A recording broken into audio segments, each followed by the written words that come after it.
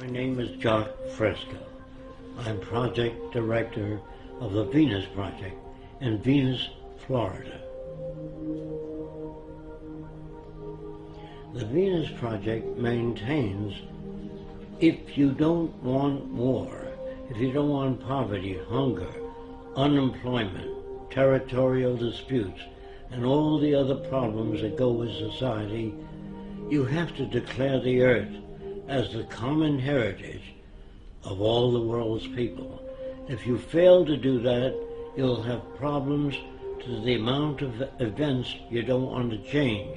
If we don't change, we'll have the same problems over and over again. The Venus Project is an attempt to design a world where poverty, war, prisons, police do not exist, because we deal with the problems themselves, the factors that shape arrogant behavior, aggression, all the things that paralyze our society and prevent it from growing.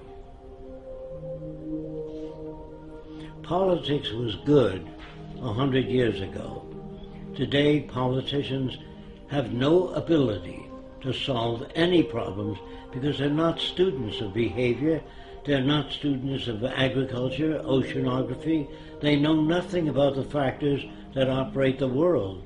So they say things that people like to hear, and that gets them elected. Now, scientists, on the other hand, are not concerned with public approval.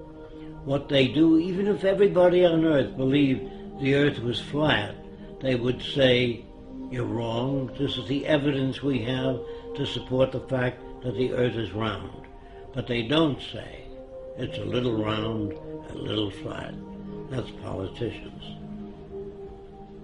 Money was a convenience designed by man many years ago. You used to carry a bag of apples and change it for tomatoes. That was a trade in the old days.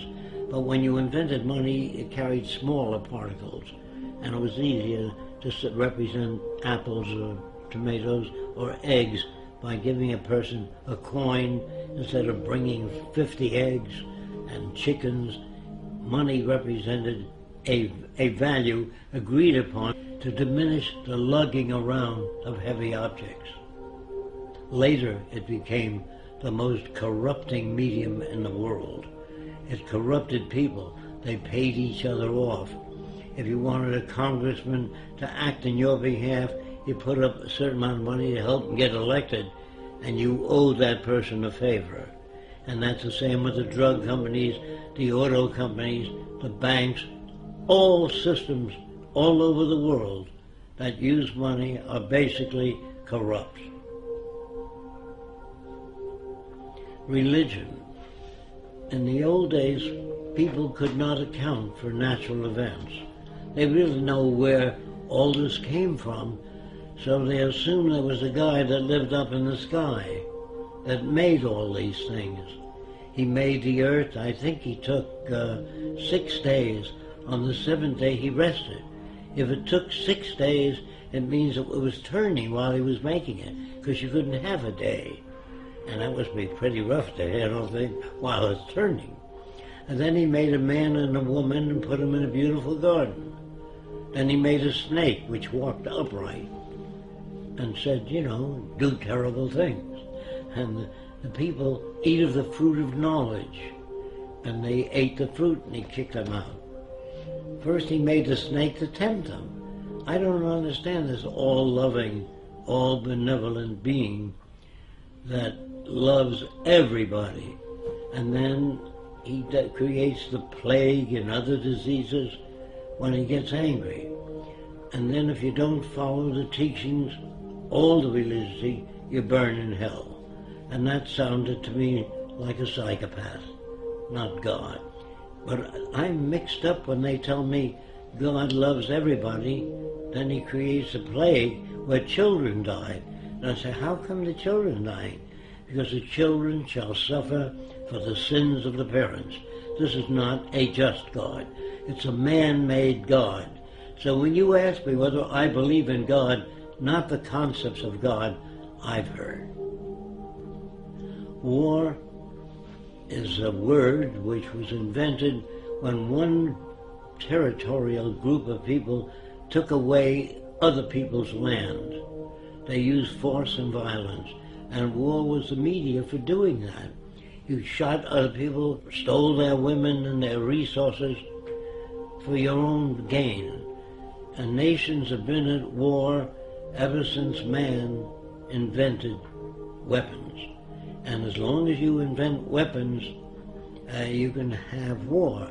And war is the means of protecting everything you've stolen from others. No nation starts out very big. They start out smaller and take land away from other people. And they don't take it by invitation. They weren't invited to take over the land. They took it by killing, force, and violence. And war is the most inappropriate way of solving the differences. That's why I'm against the Pentagon and the military, because they majorly should be concerned with how to bridge the difference and bring nations together toward a common purpose, namely taking care of the environment, one another, and restoring the damaged environment. That's what I'd like to see in military systems. I would like to see, instead of training millions of soldiers to be killing machines, I'd rather train them in being problem solvers. Send them back to school, teach them social science, social psychology, sociology, so they can add to the culture, not be destructive. But ask anybody, what does democracy mean? They think it means participation in government affairs. So I asked them, do you really believe in democracy? They always say yes. I said, did you vote for the space program? They said, no. Did you vote for the Vietnam War? No. Did you vote for the war now? No. Where the hell do you participate? That's an illusion given to people. They even pick the people you vote for to make sure they'll keep things as they are, the establishment. So they put them out there for you to vote for them. If we lived in a democracy, there'd be 5,000 political parties, different points of view. In a true democracy, you would have that. All points of view expressed on television and radio. It's up to you to turn it off.